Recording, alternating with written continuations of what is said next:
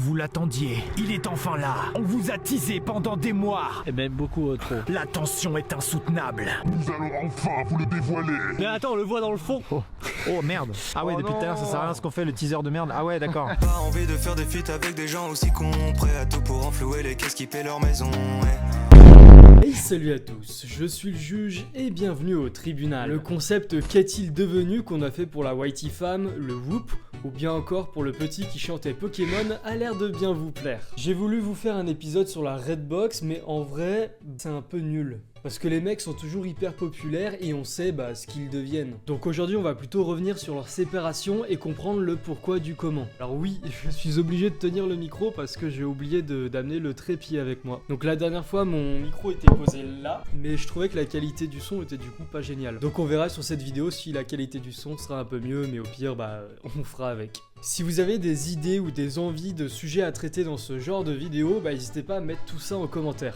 Et on n'oublie pas le like et le partage pour récompenser les heures de montage. Au tribunal.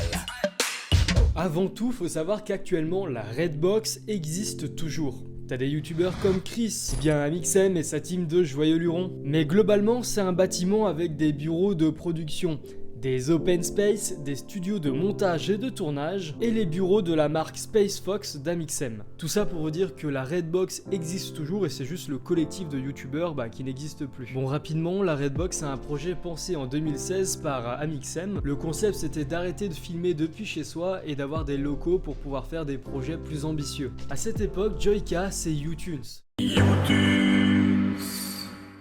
Il faisait des remixes sur YouTube. Je suis Amixem, Deepaille, Amixem, Deepaille, Amixem, Deepaille, Amixem, Deepaille.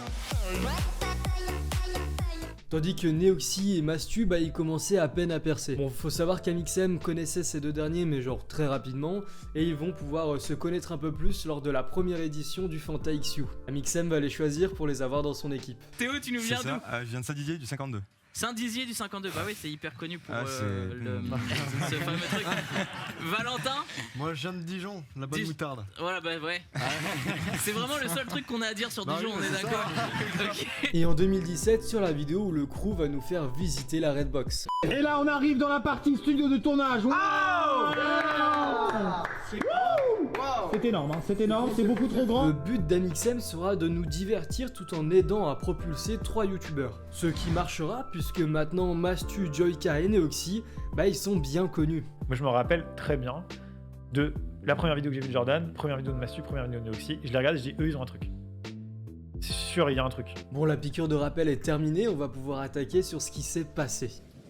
On pourrait dire que la fin officielle de la Redbox, c'est en milieu 2020. Je dis une date approximative parce que personne s'est réuni et a fait « Ok, à partir de maintenant, on arrête, c'est fini ». Non, la fin de leur collaboration s'est faite progressivement avec de moins en moins de feats. Il y a aussi eu le Covid qui a dû changer des choses. Le fait que Amixem recrute des abonnés en début 2020. En écoutant les diverses interviews ou FAQ de Neoxy, de Joyka et de Mastu, on se rend compte qu'ils ont tous eu la même désillusion. Bah oui, parce que avant la Redbox, ces mecs-là, ils kiffaient les vidéos de Vodka et d'Amixem. En les rencontrant et en ayant ce projet, ils ont dû se dire on va être grave potes et on va tous kiffer ensemble. Sauf que voilà, ils viennent de villes différentes. Ils vont devoir tous déménager dans une ville où ils ne connaissent personne. Ils ont des âges parfois similaires, mais chacun a ses expériences de la vie. Ils ne peuvent pas forcément être du jour au lendemain des super copains. Et je pense qu'avec tout ce projet, ils ont eu des attentes différentes. Certains voyaient ces youtubeurs-là comme peut-être des futurs amis, et d'autres les voyaient juste comme des collègues de taf. Donc dès le début, c'est pas que les bases étaient malsaines, c'est juste que voilà, il y a eu un problème de compréhension et du coup d'organisation. Il n'y avait pas de relation de patron déjà, c'était vraiment entre créateurs sur internet. Et moi, dans mon esprit, je cherchais à m'entourer de gens, à m'entourer d'humains et à me faire des amis en fait. Donc en fait, ça fait que j'avais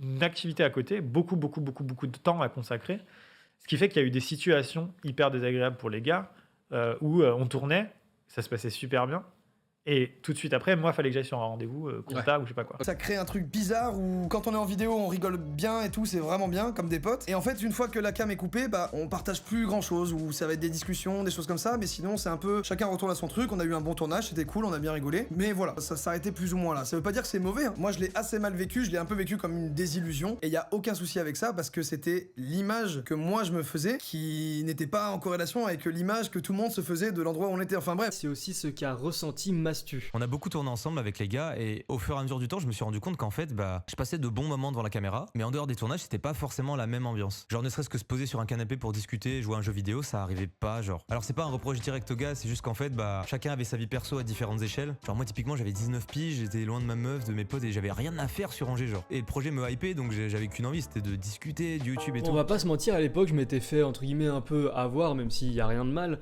mais c'est juste que c'est vrai que quand on regardait ces feats là, toutes leurs vidéos en fit and fun, on se disait ok c'est une super bande de potes youtubeurs, c'est cool tu vois. Bon après c'est pas grave, hein, tout allait bien pour nous, on avait du contenu, c'était cool. Bon j'en ai déjà parlé rapidement, mais Neoxy ne l'a pas dit publiquement, mais je suppose que pour lui le début de la Redbox, il a eu la même désillusion que les autres. Cependant il en a pas beaucoup parlé. Pour retracer en fait tous mes débuts à la Redbox parce que ça a pas été si simple et personne n'est au courant. Et c'est notamment ça qui m'a donné un peu cette image, vraiment pas aux yeux de tout le monde, mais il y a quelques personnes qui étaient là au début de la Redbox et qui ont pu avoir une image de moi et ils ont plus jamais regardé mes vidéos après et du coup ont toujours cette image de moi, du mec vraiment en mode perdu sa mère. Parce que dans les premières vidéos de la Redbox, j'étais un peu paumé et tout et j'avais pas ma place en fait. Dans les premières vidéos, j'osais pas m'imposer. J'en avais déjà parlé un petit peu ça dans une vidéo. Déjà de base, je suis quelqu'un qui a pas trop confiance en moi. J'étais encore moins dans le but, tu vois, de tout dégommer directement dès les premières vidéos de la Redbox. Parce que justement, j'étais en mode putain, j'espère trop que les gens ils vont m'aimer et qu'ils vont me trouver cool et tout. Et j'étais tellement en stress de ça. Du coup, ça a fait l'effet inverse en fait. Au final, les gens se demandaient mais pourquoi en fait il parle jamais, pourquoi il fait jamais rien. Et les gens m'ont grave jugé par rapport à ça. Et lui, depuis, il s'est acheté un hangar pour faire ses propres vidéos. Voilà, il a ses propres locaux avec ses collègues et il kiffe sa vie de youtubeur. Point de vue d'Amixem, c'était un vrai kiff niveau job. Mais mon point de vue à moi, c'est que c'était incroyable et ultra bénéfique en fait. J'avais ma chaîne qui bénéficiait du coup de 4 autres créateurs qui étaient là sur demande, tout le temps chaud, tout le temps oui, pour faire des vidéos. Je pouvais faire du fit and fun alors que ça n'existait pas avant, ou en tout cas quand tu voulais faire du fit and fun avant, fallait que tu appelles 14 youtubeurs, dire est-ce que t'es dispo machin, c'était inorganisable, tu le faisais une fois par an. Et là, ça devenait t'ouvrais une porte, t'es chaud pour demain, oui. Donc, c'était fou, tu vois. Faut se rappeler encore une fois, même si je l'ai dit plus tôt déjà pas mal de fois, ils avaient tous des points de vue différents. Donc il n'y a pas une cause précise et simple pour la fin de la Redbox. Mais c'est bien un ensemble de problèmes répartis sur plusieurs années qui a créé des distances entre les membres. Vous le savez sûrement depuis, mais Joyka et Mastu avec d'autres créateurs ont créé le LOAD, un nouveau collectif dans des nouveaux locaux avec une base entre guillemets plus saine, puisqu'ils étaient déjà potes avant le lancement du projet. En fait, le load, c'est quelque chose qui est plus en accord avec mes principes. En fait, je connaissais les personnes avec qui je suis actuellement avant même qu'on soit associés. Mais en réalité, je les considère même pas comme mes associés, c'est mes potes quoi. Donc, y a pas de on apprend à se connaître et tout, c'est juste, c'est fluide, je me sens bien. Du côté de Vodka, suite à des dramas, il a dû créer une distance avec les autres membres. Pareil, il a sa vie, sa copine, sa maison et ses projets. On n'a pas eu d'infos vérifiées, il y a eu énormément de rumeurs, du coup, voilà, on peut pas vraiment dissocier le vrai du faux. Et dans une vidéo, Mastu avait dit ça. De base, je suis un gars qui donne beaucoup ma confiance aux gens, même peut-être un peu trop. Et forcément, quand tu te fais baiser une fois, 2 fois, 3 fois, au bout d'un moment, tu fais bon, peut-être je vais être moins con et moins la donner. Mais là, je faisais référence à YouTube surtout. De toute façon, le fit and fun, c'est ah, on fait un fit, ouais, vas-y, oh, les sponsors, je savais pas. Mais dis donc, je suis payé? Non, je suis pas payé, ok. On fait combien de vidéos on a fait ensemble? 32, elles ont été sponsors, j'ai pas été payé, d'accord. Mais c'est marrant, en dehors des vidéos, j'ai l'impression, on se voit pas beaucoup, genre comme si on n'était pas vraiment amis. Enfin, je sais pas, je dis ça parce que à chaque fois que j'ai besoin de toi, t'es pas là, genre, tu sais, j'ai l'impression d'être le larbin du truc, quoi, genre. Ça te dirait, on va se boire une bière quand même un jour pour faire genre on est potes? Non? Ok. Ah, c'est parce qu'on est pas pareil, toi et moi. Toi, t'es pas du genre à sortir avec un pote, en gros, c'est ça que tu me dis? Tu es plus du genre à rester tout seul chez toi? Ok. C'est marrant, on dirait que tu mens. En tout cas, belle maison que tu t'es acheté là. Donc il laisse sous-entendre que quelqu'un de la Redbox faisait des vidéos sponsors sans forcément payer les invités. Pas envie de faire des feats avec des gens aussi cons, prêts à tout pour enflouer les caisses qui paient leur maison, ouais.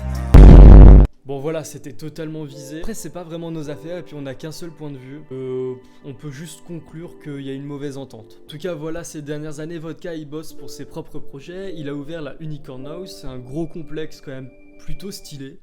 Voilà les gars, c'est la fin de la vidéo, j'espère qu'elle vous aura plu. Moi en tout cas ça m'a fait plaisir de vous la faire, c'était plutôt cool d'essayer de me renseigner sur tout ça et essayer de faire des petites théories. Voilà, après maintenant on est un an après, quelques mois après, ils ont chacun leur vie, chacun leur projet, donc n'hésitez pas à me dire ce que vous en avez pensé dans les commentaires, à mettre un pouce bleu et à commenter ce que vous pensez de toute cette histoire, c'est plutôt intéressant. Moi je vous dis à la prochaine, bye tout le monde.